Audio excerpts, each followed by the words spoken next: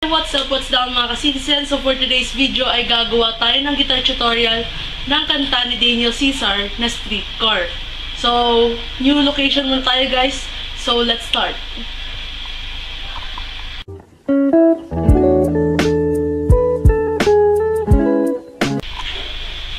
Ayan.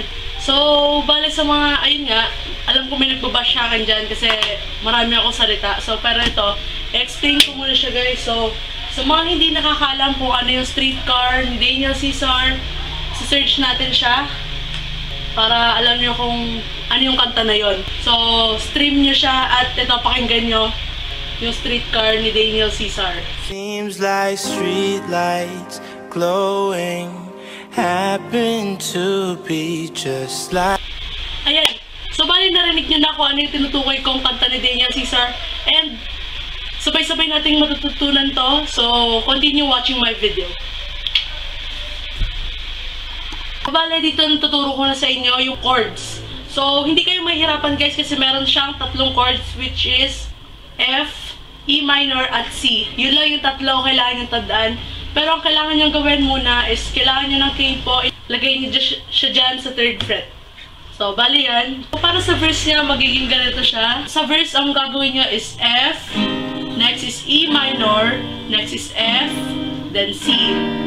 Yun yung gagawin nyo sa verse 1. Verse niya guys, kailangan nyo siyang strum siya isa-isa.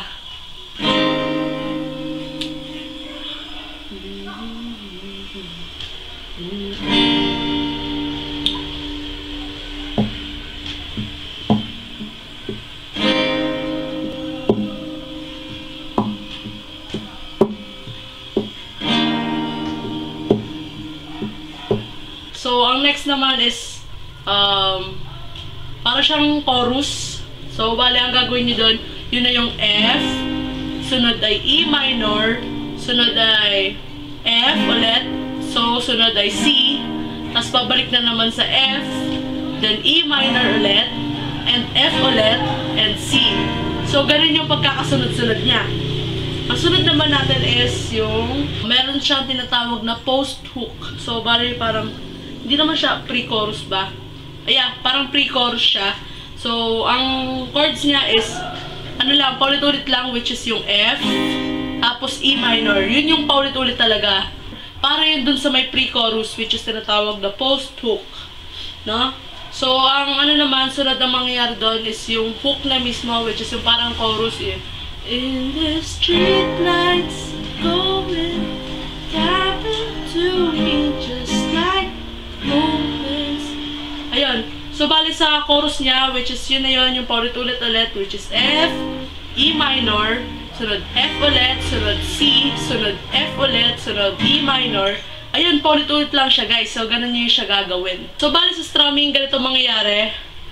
Down, up, down, up, down, up, down, up, down, up, down, up, down, up, down, up, down, up, down, up, down, up, down, up, down, up, down, up, down. Change chord. Down, up, down, up, down, up, down, up, down, up, down, up, down, down, up, down, up, down, up, down, up, down, up, down, up, down. Change chord. Down, up, down, up, down, up, down, up, down. Yan. Change. Change.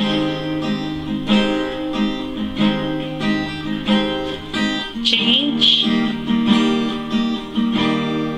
Ayun. So, ganun yung gagawin sa strumming. Dito na po nagtatapos ang ating vlog, guys. So, I hope na may naintindihan kayo sa akin. And, ayun nga, this past few days, sobrang na-LSS ako ng kanta ni Daniel Caesar, which is yung Streetcar na ginawa natin kanina. And, stream niyo siya, guys. Pakinggan nyo kasi maganda talaga siya.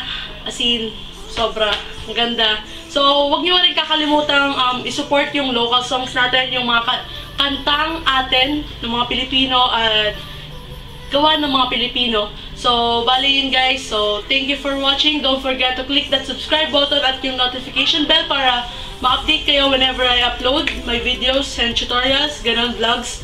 And yun nga guys. So, click nyo na din yung like and also comment kayo sa baba kung ano mga gusto nyong kanta na pagawa sa akin na tutorial para maturuan ko kayo kung paano i-execute yun o gagawin yun. So, ayun lang guys. So, thank you for watching.